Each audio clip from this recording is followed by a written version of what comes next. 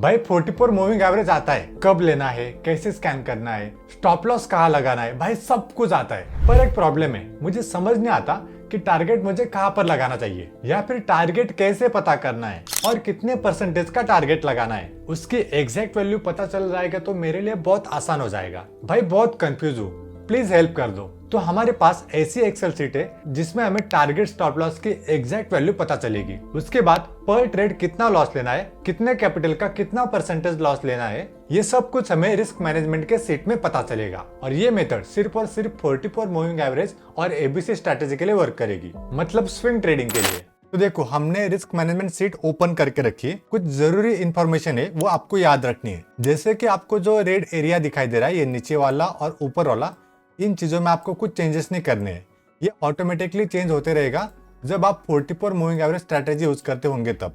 अब जैसे कि आपको पता है कि 44 मूविंग एवरेज का स्कैनर है जिसका हम यूज करते हैं, तो उसी के हिसाब से आपको यहाँ पर पता चलेगा कि एंट्री प्राइस लेने के बाद आपको स्टॉप लॉस कहाँ पर रखना है। तो देखो, अगर आपको लगता है कि आप सिर्फ पर ट्रेड 300 का लॉस ले सकते हो, तो आपको इस रिस्क वाले एरिया में सिर्फ 300 रुपए लिख देना है। अगर किसी को 500 का लॉस ठीक लगता है तो वो 500 का लॉस यहाँ पर लिख सकता है। तो मेरे हिसाब से मुझे लगता है कि यहाँ पर मैं 500 कर दूं, तो मुझे यहाँ पर 500 करना पड़ेगा। अब देखो, मैंने क्या किया, जिस भी स्टॉक्स में मुझे एंट्री लेनी है उस स्टॉक्स में सिर्फ मैं 500 रुपए का लॉस ले सकता हूँ, ऐसे मैंने यहाँ पर लिखा है।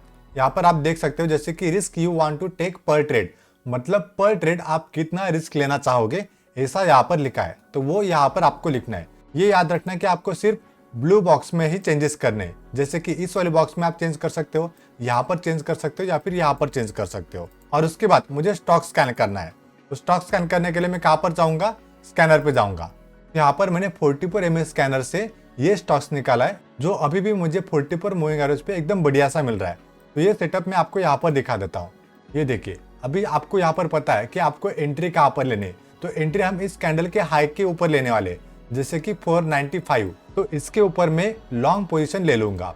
तो यहाँ पर 495 के ऊपर इसे क्लिक कर दूंगा। तो 495 ये मेरी एंट्री प्राइस है और इसके ऊपर ही मैं एंट्री लेने वाला हूँ। तो मैं क्या करूंगा, अपने एक्सेल शीट ओपन करूंगा और एक्सेल शीट पे जहाँ पर मुझे एंट्री प्राइस दिखाई दे रही है वहां पर मैं लिख दूंगा 495। और 495 लिखने के बाद यहाँ पर एंटर कर देना है। तो एंटर करने के बाद आपको नीचे वैल्यू चेंज होती हुई दिखाई देगी।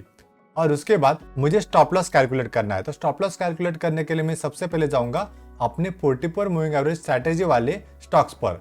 तो ये स्टॉक्स में मुझे इस कैंडल के नीचे स्टॉप लॉस रखना है जो लगभग कर रहा है 8.5%।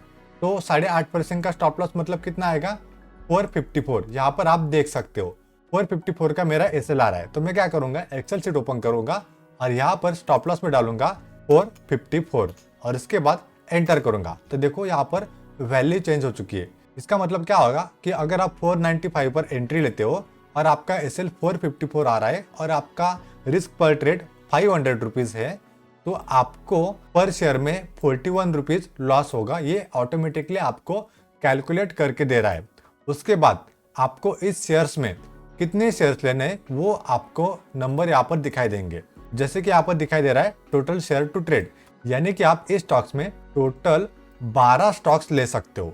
तो इससे क्या होगा कि अगर आप 12 स्टॉक्स लेते हो 495 के रेट पर, तो आपको सिर्फ 12 क्वांटिटी पर 500 का लॉस होगा। ये आपको ऑटोमेटिकली कैलकुलेट करके दे रहा है। उसके बाद आपको नीचे टारगेट भी दिखाई देगा, जो सबसे बड़ी प्रॉब्लम है। और इस वीडियो में मैंने वही बताया कि हमें टारगेट डिसाइड करना नहीं आता। तो डिसाइड करने की कोई बात नहीं। जैसे आप यहाँ पर एंट्री प्राइस और स्टॉप लॉस प्राइस लिख देते हो तो ऑटोमेटिकली आपको यहाँ पर बता देगा कि पर शेयर में आपको 41 रुपीज का लॉस होगा और आपको टोटल 12 शेयर्स लेने हैं। और उसके बाद आपका फर्स्ट टारगेट आएगा जो 1:1 रहेगा, वो रहेगा 536। तो मुझे 536 का फर्स्ट टारगेट लगाना है। तो मैं चार्ट पे जाऊंगा और चार्ट पे जाने के बाद 536 का फर्स्ट टारगेट टच कर दूंगा। यहाँ पर मैं एक हॉरिजॉन्टल लाइन लेता हूँ और इसके ऊपर एक लाइन ड्रॉ कर लेता हूँ। तो इससे क्या पता चलेगा कि ये मेरा फर्स्ट टारगेट है। और यहाँ पर मैं ऐसे लिख भी सकता हूँ कि ये मेरा फर्स्ट टारगेट है टेक्स्ट के फॉर्म में। तो वो मैं लिखूंगा नहीं, आप लिख सकते हो। और मुझे सेकंड टारगेट अगर चाहिए तो मैं फिर से एक्सेल शीट ओपन करूंगा और नीचे देखूंगा कि सेकंड टारगेट कितना दे रहा है, 577 रुपीज। तो मैं क्या करूंगा, अपना चार्ट ओपन करूंगा और सेकंड टारगेट के लिए फिर से एक हॉरिजॉन्टल लाइन लूंगा। और हॉरिजॉन्टल लाइन लेने के बाद जहां पर मेरा सेकंड टारगेट आ रहा है जो है 577, उसके ऊपर एक मार्क लगा दूंगा।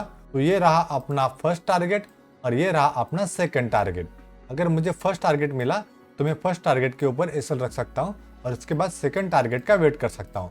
तो इतना बढ़िया और आसान रहेगा आपको टारगेट लगाने के लिए। इसकी 2 या 4 कॉपी आपके पास रखना, क्योंकि अगर आपने इस सीट में कुछ गड़बड़ कर दी, जैसे कि फॉर्मूला में गड़बड़ कर दी, तो आपको इसमें ठीक से रिजल्ट नहीं मिलेगा। तो ये इतना बढ़िया आसान है, जैसे कि आप स्टॉक्स निकाल के यहाँ से स्टॉप लॉस और टारगेट कैलकुलेट करके अपने ट्रेड में सही से रिस्क मैनेजमेंट कर सकते हो। तो मुझे लगता है कि आपको ये सब कुछ समझ में आ गया और ये बहुत ही इजी एग्जांपल था। अगर आपको फिर भी समझ नहीं आता तो एक बार खुद से प्रैक्टिस करके देखो, क्योंकि बिना प्रैक्टिस किए हमें कुछ भी समझ नहीं आता। ये रिस्क मैनेजमेंट सीट अगर आपको चाहिए तो कमेंट करिए एक्सेल सीट, उसके बाद मैं आपको कमेंट बॉक्स में लिंक भेज दूंगा। और अगर 44 मूविंग एवरेज के बारे में और जानना है तो इस पर हमने टोटल 9 वीडियोस बना के रखी है, उसे देखने के लिए लेफ्ट वाली प्लेलिस्ट पर क्लिक करके पूरा देखें।